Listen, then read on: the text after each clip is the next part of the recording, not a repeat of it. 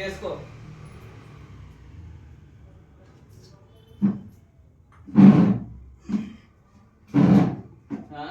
తల్లిని ప్రేమించిన వాడు భార్యని ఖచ్చితంగా ప్రేమించాలి, భార్యను ప్రేమించిన వాడు తల్లిని ఖచ్చితంగా ప్రేమించాలి. అది లెక్కలో నేను అందరిని ప్రేమిస్తా, నన్ను ఎవ్వరు ప్రేమించరు.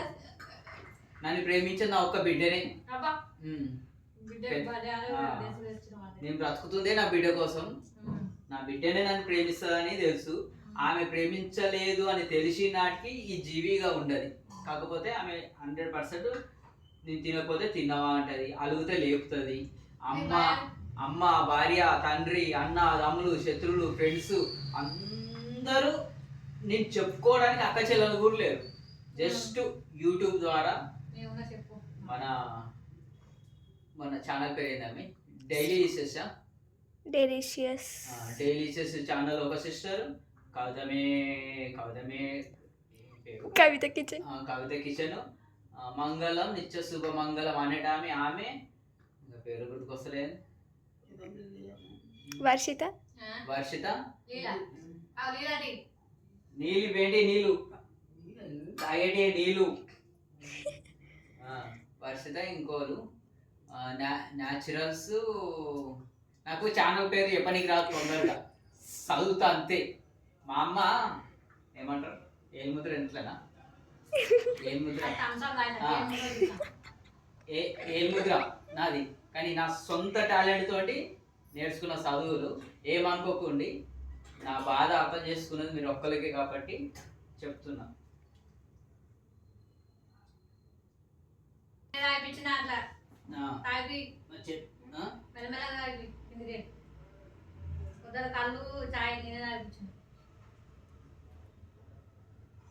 ఇన్ని రోజులు చీ అనిపించాల్సి వచ్చింది, కానీ ఇప్పుడు తాగిపోయాల్సి వచ్చింది. నా బిడ్డే ఫంక్షన్ అప్పుడు తిట్టింది, రమ్మన్నా రాలేదు. మెచ్యూరిటీ అప్పుడు కొత్తింట్లో పోయేటప్పుడు వాళ్ళ కోసము ఫుల్గా తిట్టింది. కొత్తింట్లో పోయినప్పుడు రమ్మన్నా రాలేదు. ఈ పెద్ద కొడుకు పిల్లాని కోసము, మళ్ళీ అంత ముందుకు ఇంకేదో రేష కోసం వాళ్ళకి సపోర్ట్ చేసి నన్ను తిట్లు అంటే చూసుకొని పోయేటి కావు, భరించలేనేటి. వేరే వాళ్ళైతే గుద్దుతుండే, అంటే నేను గుద్దకపోతుండే. వేరే తల్లిదండ్రులు కొడుకులు అంటే విలేజ్లలో కొట్టిన వాళ్ళు ఉన్నారు. నేను చూసిన విలేజ్ మ్యాన్లు తల్లులు కొడుకులు తిడితే కోడలు గుద్దిరు, కొడుకులు గుద్దిరు. కానీ మాకు అట్లా లేదు. మస్తు తిట్టారు నన్ను చెప్పాలంటే ఈమెనే. కానీ ఇప్పుడు వాళ్ళందరూ ఇట్లా ఖచ్చితంగా ఈ వీడియో మా వాళ్ళు చేసినా సరే, కానీ మా అమ్మకి నేను సేవ నేనే చేస్తున్నా. నువ్వు ఆప్తి నేనే చేస్తున్నారు. అలా పేర్లు చెప్పాలి. మేము నలుగురం అలా ఎవరు చేస్తారో నాకు తెలుసు, వాళ్ళ పేర్లు వాళ్ళకి తెలుసుంటే చాలు. కానీ తల్లికి చేస్తే మన ఇప్పుడు దేవునికి చేస్తాం, కనబడని దేవునికి చేయడం కంటే కనిపించే తల్లికి చేస్తే తప్పేమి లేదు. అందుకే మనం వాళ్ళని పుట్టించింది దేవుడు అయితే, మనల్ని పుట్టించింది వీళ్ళు. మనం వాళ్ళకి మంచిగా చేస్తేనే మన ఫ్యూచర్ ఎట్లుంటుంది. మన ఫ్యూచర్ గురించి సంబంధమే లేదు. కానీ వాళ్ళు మంచి చేసిరా చెడు చేసిరా ముఖ్యం కాదు, మనం ఎలా చేసినాం అనేది ముఖ్యం. ఎందుకంటే ఆ రుణం తీర్చుకోవాలి. ఒకప్పుడు మా గుడాని చక్రం తిప్పినట్టు తిప్పింది ఆమె. అంటే అందరూ అంటే మంచితనానికి ఏమి చెడ్డదని కాదు, బయట వాళ్ళకి అస్సలు చెడ్డది కాదు. నా కొడుకులకు లొల్లీలు వచ్చినా ఏమొచ్చినా కానీ లొల్లీలో పోతుండే చేస్తుండే. ఇక మమ్మల్ని జీతాల నుంచో ఏం చేసో బుక్కె తెచ్చి వండింది. కానీ ఏమిటి చూసా చేస్తుందా, ఫుల్ గొడవలు. హోటల్ నుంచినావు, హోటల్ నుంచినావు, కష్టాలు చేయించినావు, మా పెళ్ళిళ్ళు చేసి మా అప్పులు వేసినావు, ఇల్లు కట్టి అప్పులు వేసినావు, అన్నీ కట్టించినావు. నీకు ఒకసారి 50,000 ఇద్దరున్నప్పుడు, ఒకసారి 50,000, ఒకసారి 70,000, ఒకసారి 25,000, ఒకసారి 40,000 మస్తు మీ ఇద్దరికి ఇచ్చిన. మిగతా వాళ్ళని ఇచ్చిర్రా? చిన్నోడు ఇచ్చిండు. ఏమి ఇచ్చిండు? మీరు వానికి అప్పచెప్పిన ఇల్లు మాత్రమే ఇచ్చారు మీకు. వాని మీరు ఇచ్చిన ఇల్లు మీకే ఇచ్చిండు, ఇక అది కూడా ఒక జాగమే అనుకో. కానీ నేను మాత్రము తొడిపి నలుగురు కొడుకులలో ఎవ్వరు ఇవ్వకుండా మీ అప్పులన్నీ తెరిచిన. కానీ అంతమందిలో దెంగులు మాత్రం తిట్లు మాత్రం నాకే ఎక్కువ ఉన్నాయి నీ ద్వారా కదా. నువ్వు అవన్నీ మనసులో పెట్టుకోకు, కానీ నేను ఎంత మంచోనో ఒక్కసారి ఇక ఇప్పటిదాకానే యాడ్ చేయలేదు. ఇప్పుడు బాలకాళ్ళు ఉన్నాయి ఏమి యాడ్ చేస్తావు, కానీ అవన్నీ మర్చిపోయి మంచిగా ఉండి నలుగురికి తోటి మంచిగా ఉండు. ఏ అన్నతోటి ఏ తమ్ములతోటి గొడవ పెట్టుకోకు. వాళ్ళు పెట్టింది తిను, వాళ్ళు ఇచ్చింది చూడు, ఏం తాగిస్తే అది తిను. ఈ కోడలు ఇట్లా చేసిందని ఆ కోడల దగ్గర చెప్పకు, ఆ కోడలు ఇట్లా చేసిందని వీళ్ళ దగ్గర చెప్పకు. ఏదైనా ఉంటే ఫోన్ చేసి నాకు కానీ చిన్నోని కానీ చేసి చెప్తే మేము మాట్లాడుకుంటాం, సరే అని అనుకుంటాం. కానీ నువ్వు వాళ్ళని తిట్టకు, వాళ్ళ విషయాలు ఇంకో కోడల దగ్గర చెప్పకు, చిన్నతనం అయిపోతుంది.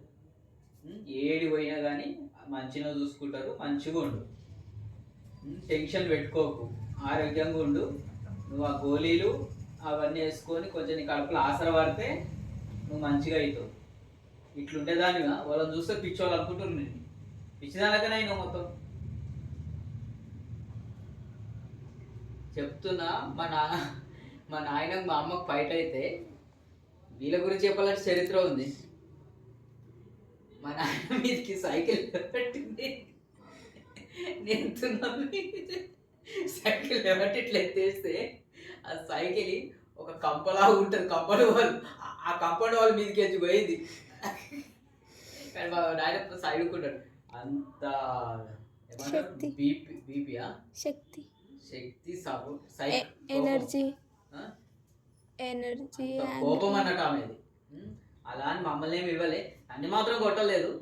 చిన్న ఉన్నప్పటి నుంచి వాళ్ళని నేను సేవ్ చేసుకుంటూనే వచ్చాను. ఎంత ఉన్నప్పటి నుంచి తెలుసా, ఎన్నేళ్ళు ఉంటామా నీతోనే చెప్తాను. నన్ను ఎన్నేళ్ళ నుంచి పనులు వేసినావు నువ్వే చెప్పు. ఇప్పుడు నాకు యాదికి లేదు, చిన్న ఉన్నప్పుడు నా ఏజ్ నాకు తెలియదు, వీళ్ళకి తెలుసు. నేను ఎన్నేళ్ళ నుంచి కష్టపడ్డానో, ఇగో నన్ను ఎన్నేళ్ళ నుంచి అలా నుంచినో అక్కడ నష్టం దగ్గర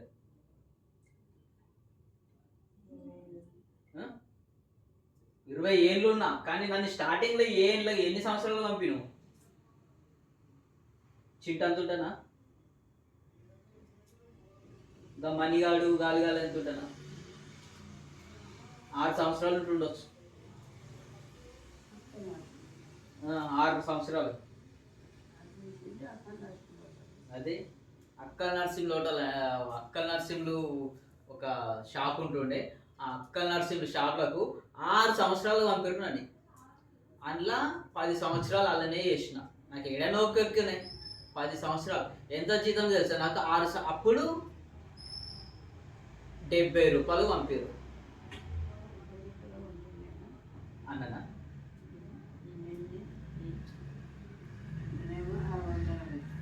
నాకు 70 రూపాయలు పంపారు. నాకు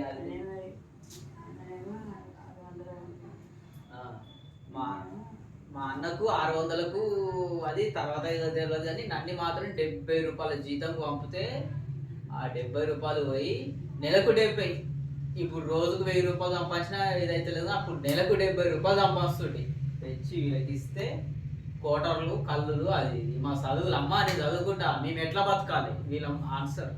నేను చదువుకొని ప్రయోజకునై ఆడున్న చూడు మా మహాశక్తి, ఆమెకు సుఖమొచ్చు, ఈమెకు సుఖమొచ్చు. మా నాయన అంత తొందరగా చనిపోకపో.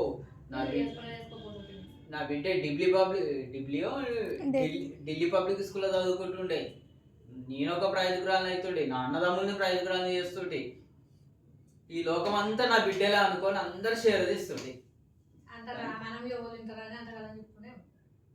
చేయలేరు, చిన్న ఉన్నప్పటి నుంచి హోటల్లో పెట్టారు. చదువా ఆ పని చేసుకుంటూనే నేను ఒక ట్యూషన్కి వెళ్ళిన. మార్నింగ్ 7కి వెళ్ళాలి ఆ జాబ్ కాదు, ఒక నీచమైన పని. 7కి వెళ్ళి సాయంత్రం 8 గంటలకు వస్తుండే, 8 కదా, 8, 9, 10, 10 అంటుంది, 8, 9, 10 కూడా అవుతుంది. ఆ 10 గంటలకు వచ్చి ఒక పక్కకు ఒక సారు, మన గవర్నమెంట్ సారు, మీకు చదివిపిస్తా, మీ టాలెంట్ బాగుందంటే ఆ సార్ కోసం 1 గంట కోసం బుక్ తీసుకొని పోతుండే. ఆ ఆ బుక్ తీసుకొని పోతే ఆ సార్ నింపిన టాలెంట్ జీవితాన్ని నేర్పించిండు నాకు ఎలా బ్రతకాలనేది.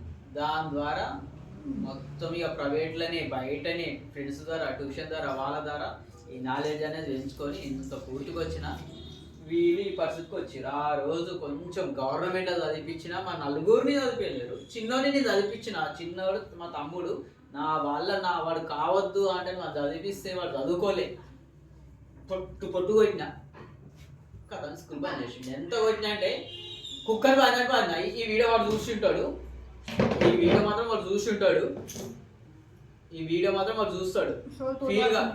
ఫీల్ కాడు. ఎందుకు ఫీల్ కాడు చెప్పన్నా, వాడు ఫీల్ అవుతుండు. అన్న ఆ రోజు నన్ను చదివిపిస్తా అన్నావు. నేను అప్పుడు ఎంత అవుతున్నాయి తెలుసా, 12 సంవత్సరాలు ఉన్నా, వాడు 7-8 సంవత్సరాలు ఉన్నా. చదువుకోరా, నా లైఫ్ ఎలా ఖరాబ్ అయింది, నేను చదువుకో అంటే నేను కష్టం చేసిన పైసలని బుక్కులు కొని అన్నీ కొని చదువుకోరా అంటే నేను చేపిస్తే చదివిపోయినలే. నేను తమ్మునికి బుక్కులు అవన్నీ కొన్న తర్వాత ఫీజు కట్టిన తర్వాత పొమ్మంటే ఒక వారం రోజులు పోయిండు. ఆటలు వీటలు ఆడేటోడు కదా, నేను పోను అంటే మస్తు కొట్టిన. ఇప్పుడు ఏమంటుండే తెలుసా, నీ మాట ఉంటే అన్న నేను ప్రయోజకురాలను అవుతుంటే, నువ్వు అప్పుడు కొట్టింది బాధ అనిపించింది కానీ ఇప్పుడు నీ విలువ నాకు తెలుస్తుంది అన్న అని మా తమ్ముడు అంటుండు. ఈ వీడియో కంపల్సరీ చూస్తాడు. మరి వాడు నాకు కామెంట్ ఎట్లా పెడతాడో తెలియదు. చూసిరా ఫ్రెండ్స్, నా లైఫ్ ఈ చిన్నదే కాదు, మీకు చెప్పాలనుకోలే. ఇక ఈమె గురించి చెప్తున్నా. నా లైఫ్ చెప్పాలంటే రామాయణం కంటే ఎక్కువ ఉంటుంది, కానీ నేను చెప్పి మిమ్మల్ని డిస్టర్బెన్స్ చేయ. ఇక వీళ్ళ గురించి చెప్పి కొంచెం తీసుకొచ్చిన. నాకు ఒకదే బిడ్డే, కొడుకు లేడు, ఉండే, కానీ అది చెప్పాను. నేను చెప్పి మిమ్మల్ని టెన్షన్ పెట్టా. నా కొడుకును కూడా 1 ఇయర్కి అన్యాయం చేశారు. నేను చేయలే, నా భార్య చేయలే, వీళ్ళు చేయలే, ఎవరు చేయలేరు. నిర్లక్ష్యం. అది ఎవరి పేరు చెప్పాలి, మా అత్తమామ పేరు చెప్పాలన్నా, మా అన్నదమ్ముల పేరు చెప్పాలన్నా, డాక్టర్ పేరు చెప్పాలన్నా, ఎవరి పేరు చెప్పాలి? నా టైం బాగాలేక మంచిగా ఉన్నవాడు వెళ్ళిపోయాడు. ఇదే ఫ్రెండ్స్ నా ఆవేదన. మిమ్మల్ని ఏమైనా డిస్టర్బెన్స్ క్షమించండి. ఇంకా నేను చెప్పుకునేవి చాలా ఉన్నాయి, కానీ అమ్మ విషయం చెప్పుకుంటున్నా. అమ్మ మంచిగా ఉండాలని కోరుకుంటున్నా. ఆమె మంచిగా అయ్యే అవకాశం ఉంటే వాళ్ళ నలుగురు ఇవ్వకుండా నా సొంత డబ్బులతోటైనా నేను ఖర్చు పెట్టి సేవ్ చేస్తా. కానీ ఈమెని సేవ్ చేయాలంటే మిగతా 3 ఉన్నారు చూడు, వాళ్ళతో విభేదాలు ఉండకూడదు. వాళ్ళతో విభేదాలు ఉండి నేను మాత్రం కొంచెం దూరం ఉన్నా. వాళ్ళు కనుక సేఫ్ ఉండి అందరం నలుగురం ఇట్లా ఉంటే ఖచ్చితంగా నేను ఓకే బాయ్ ఫ్రెండ్స్, మిమ్మల్ని చెప్పి డిస్టర్బ్ చేసి ఉంటా.